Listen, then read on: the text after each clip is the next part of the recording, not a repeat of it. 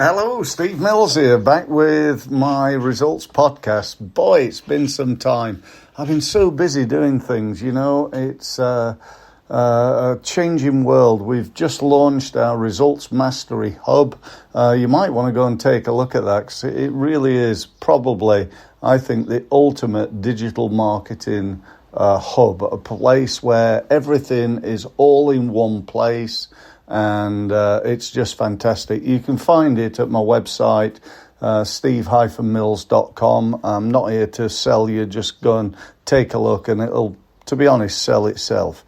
Anyway, today we're going to talk about the 5 most critical skills that you need to develop to grow your business, to grow your small business. Now, you hear things like this and you think, oh, well, how important is it? But these really are, I believe, incredibly important. So let me go through them. The first skill you need, and this is not really in any order of priority, just in an order that I put them together. So the first skill, I believe, is around time and task management and prioritization. It's so, how many things have you got to do today? The truth of the matter, for most people in small business, they've got far too many things. And what do? They end up working on the things that really they could pay somebody £5, £10, £20, whatever it is. They could pay somebody a small amount of money in order to do for them. And it is so important, I believe, to make sure that you're doing the right work. One of the things I often recommend to my clients is that they take a list or make a list of everything that they have to do. Whether it's everything from, doing the dishes to cleaning the carpet to writing a marketing strategy to making sales calls, delivering the work, you name it, you make a list of it. Then you get yourself a piece of paper or a spreadsheet and you divide it into 3 columns.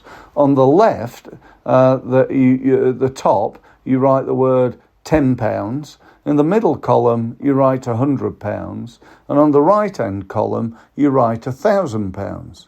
Your next job is to put the tasks that you're currently producing or that you have to do in one of those 3 boxes. So if it's a £10 task, like, say, for example, an admin task, then you put it in the £10 task. Doesn't matter whether you pay somebody £10 or £20, but it's something, I'm going to say something like bookkeeping. You can get a bookkeeper to do some work for, you're not going to pay them £1,000 an hour, and you can get somebody to do that sort of work for you and outsource that and save yourself a whole load of time and probably a whole load of grief and aggravation by not doing that work. So there's an example. So, I always believe that, everything can be improved.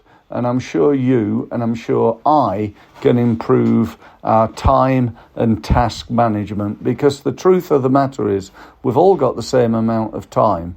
Nobody's got, whether you're Bill Gates or Richard Branson or anybody else who you'd like to say is successful, they've all got the same amount of time. And so we've just got to decide where we spend it and what could we spend it on that's going to give us the best return on investment. Number two is sales skills. We've got to be good at selling. People go, oh, I'm not really a salesperson. Yes, you are.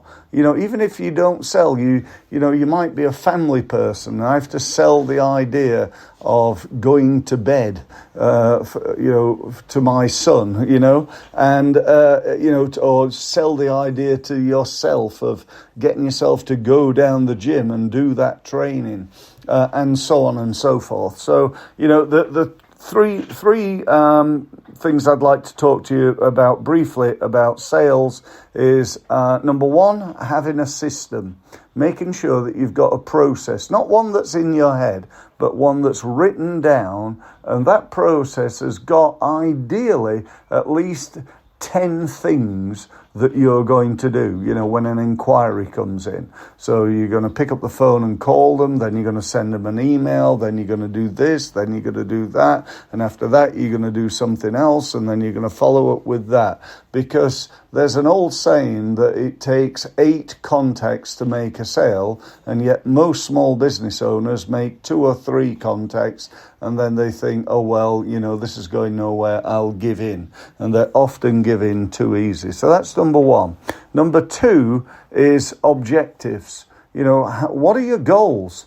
How much are you turning over now, and what do you want that to be? And what are you going to do about it? Because, again, most people don't have goals, and yet we hear time and time again that having goals increases sales. So, if you're turning over, I don't know, let's say 100 grand, and you really like to get to 200 grand, or I'm going to use 220. So you know that you want to get £120,000 worth of new business this year on top of what you've already got.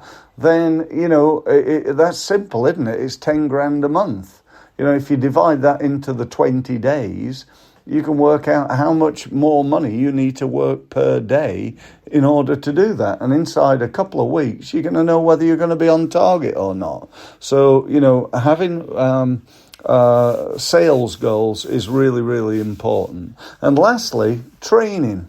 I talk to business owners a lot. And when I ask them, when was the last time you did any sales training? They look at me like, well, I don't really do any sales training, Steve. I'm busy. I'm making it, shipping it, selling it, doing this, doing that, making the tea. But I don't have time for something incredibly important, that is to train myself to become better at converting leads into sales.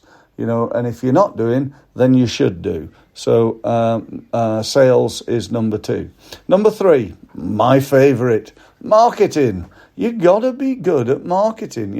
If I said to you that the arguably out of these 5 that I'm going to go through, if you're focused on growing your business, you want to grow your business, then, the number 1 and number 2 thing that you ought to do is work out what you can do to get more money.